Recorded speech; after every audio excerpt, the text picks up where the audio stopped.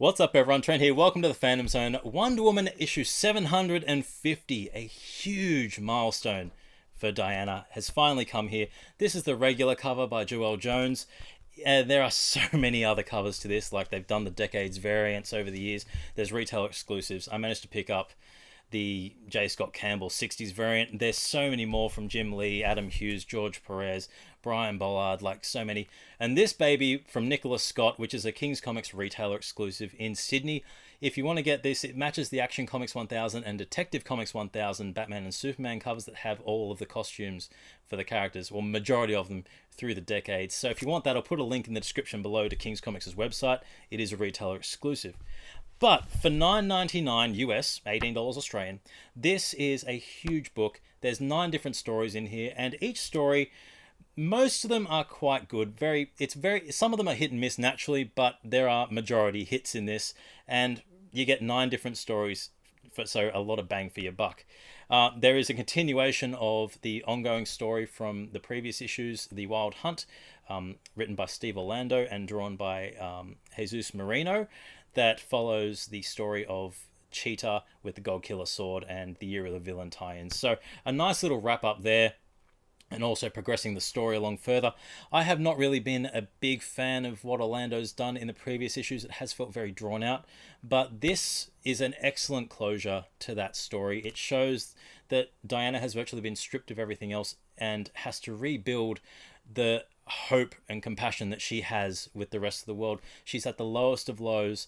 There's been the murder of Aphrodite, murder of a lot of other gods at the hands of Cheetah. She's at her low point, and even at her lowest, she still tries to overcome all the odds and show that, love and compassion can achieve a lot. And Orlando does really well with this script. There's one point where Hera, Cheetah, and Diana are all tied to the lasso of truth, and it comes out with a lot of various revelations, particularly about Cheetah's motive, which is really interesting as to what she's trying to do to help Diana, and in her own villainous, weird way.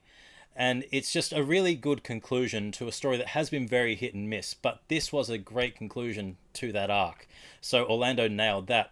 But then you have other stories, like From Small Things Mama, written by Gail Simone, who had an awesome run on Wundy 10 years ago, drawn by Colleen Doran, and that brings back a few fun elements from her run with the book. I think it's 11-page story, but it brings back a lot of fun elements like Star Blossom, and there's reference to the megalodons that circle the Amazon island. And we see that, even though Diana does go and visit the smaller people, the little people, and has that connection with the greater good, she's still vulnerable and has those moments. In this story, one of the megalodons has died, and she was friends with them. That's what Diana does. She makes friends with everything, and there's a connection to everything on Themyscira. So it's good to see that. And then you had the other characters kind of act as the support and show that you're not alone in anything, which is ultimately what the story of Wonder Woman is. There's also an awesome pin-up by Liam Sharp, who has his own variant store exclusive cover over in the UK. But yeah, some of the other stories, there's a really interesting one called The Interrogation by Mariko Tamaki. That's drawn by Eleanor Casagrande and Sunny Cho on colours. That's an interesting story involving Diana, who's in a police investigation for some reason, and it quickly turns around that she's actually the one investigating and has discovered who this particular god is. And it's an interesting revelation. I won't spoil for you. But then you have Nicholas Scott doing some excellent art with Greg Rucka writing in Never Change. That's a Cersei and another Cheetah story that's like a follow-on to their Rebirth debut. And it shows how Diana tries to help Barbara Ann, but how Barbara Ann doesn't want to change from who she is. She turns to Cersei to try and help Barbara get away from being the Cheetah and turn back to Barbara, and all she has to do to say them is to change back is to say her name, Barbara Ann, but she unfortunately says Cheetah, so showing that she doesn't want to go past that. She has the power that she wants. And Diana actually had to sacrifice a lot. It was quite a compelling story. She had to sacrifice her lasso of truth to Cersei for this spell to work, so she had to give away something significant to her to try and help a friend in need. But it just goes to show that some spots never change in terms of Cheetah. But yeah, one of the stories that didn't really do much for me, I think, was it To Leave Paradise? I'm not entirely sure, but the artwork in that left a lot to be desired. It reminded me very much of the Wild Thornberrys, but no, Emergency Visit. Sorry, but we did get at least Calabac. It was an interesting story, but yeah, just the art in that, not my type of art. I'm sure there are a lot of people who are going to enjoy that type of art. It's very stylistic and has that very lampoonish, cartoony kind of D&D style fantasy vibe to it, but it just didn't work for me. But then you had Laura Braga in the next story, who is one of my favorite artists. She's done some awesome covers for Vampirella and Betty and Veronica and Red Sonja.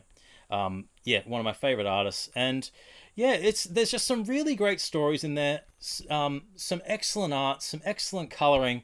The line work on a lot of the panels is fantastic. A diverse range of characters, a diverse range of storytelling.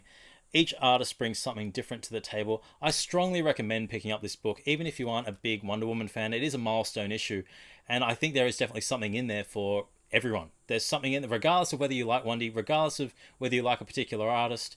There's plenty of pages, there's plenty of different stories that harken back to the origins of Diana, that harken back to her time on Themyscira, to her first appearing in the Golden Age. Like, there's an awesome panel by Brian Hitch, it's just absolutely stunning in her Golden Age costume with the skirt. There's very little to fault in this. It's an excellent celebration of the character. I personally love it, and I'm going to go back and pick up a lot of the other variants as well, like particularly Adam Hughes and Jim Lee's cover. So yeah, it's good. DC are really actually nailing these big overpriced books. You're getting a lot of bang for your buck. That I would argue that some of the big event books that Marvel have been doing, like the Marvel Comics 1000, haven't really been as good as this, which is unfortunate because there's so much to offer with a lot of the characters. But yeah, there's just so much going on in these. I could break it down all day and go on about each artist, but everyone has something different to offer, which I think is absolutely excellent. So yeah, tell me your thoughts on Wonder Woman 750 in the comments below. Are you celebrating? Do you like Diana? I think we all do. She's one of those characters that you just can't help but love. But yeah, I'm Trent. Follow our handles at Fandom Zone AUS. Follow me on Twitter, Instagram, and Facebook. Tell me your thoughts in the comments, and as always, keep it nerdy.